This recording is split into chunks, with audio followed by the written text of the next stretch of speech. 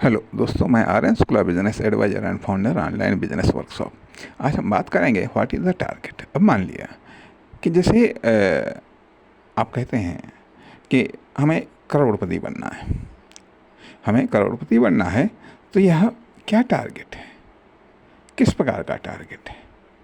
इसे हम कह सकते हैं यह इकोनॉमिक टारगेट है, यह इकोनॉमिक टारगेट है या अर्निंग टारगेट है।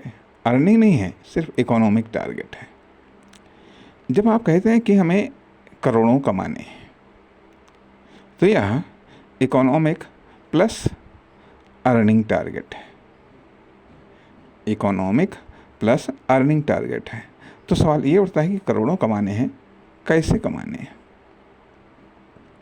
कैसे कमाने हैं? तो आप कहते हैं हमें बिजनेस के द्वारा कमाना है या फिर नौकरी के द्वारा कमाना है। तो ये है economic plus earning plus field target है। Economic plus earning plus field target है। जब आप कहते हैं कि हमें इस बिजनेस के द्वारा जो आप कर रहे हैं उस बिजनेस के द्वारा हमें करोड़ों कमाने हैं, तो ये इकोनॉमिक प्लस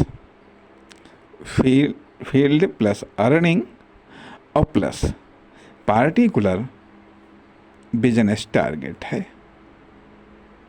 बिजनेस टारगेट है, लेकिन फिर भी अभी अनडिक्लेयर्ड है। जब आप कहते हैं कि हमें 10 करोड़ कमाने हैं इस बिजनेस से, तो ये कुछ स्पष्ट टारगेट है। जब आप कहते हैं कि हमें 1 साल के अंदर इस बिजनेस से 10 करोड़ कमाने हैं, तो ये थोड़ा और स्पष्ट टारगेट है।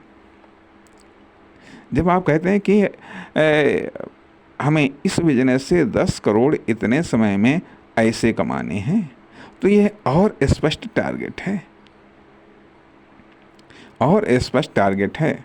जब आप ये कहते हैं कि 10 करोड़ इतने समय में ऐसे इस प्रकार से हमें कमाने हैं, तो ये और स्पष्ट टारगेट। कहने का अर्थ यह, टारगेट जितना स्पष्ट होता चला जाएगा, टारगेट जितना स्पष्ट होता चला जाएगा, आपके एक्शन उतने ही स्पष्ट क्लियर होते चले जाएंगे, या कह लीजिएगा आसान होते चले जाएंगे।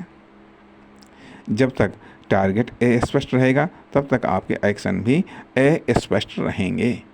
इसलिए इम्पॉर्टेंट चीज़ है कि टारगेट को सही तरीके से सेट करना, चाहे लाइफ हो, चाहे बिजनेस हो, या फिर किसी कॉमर्शियल यूनिट का भी टारगेट स्पष्ट होना चाहिए, और यह मैक्सिमम स्पष्ट होना चाहिए, संभावित या अनुमानित नहीं,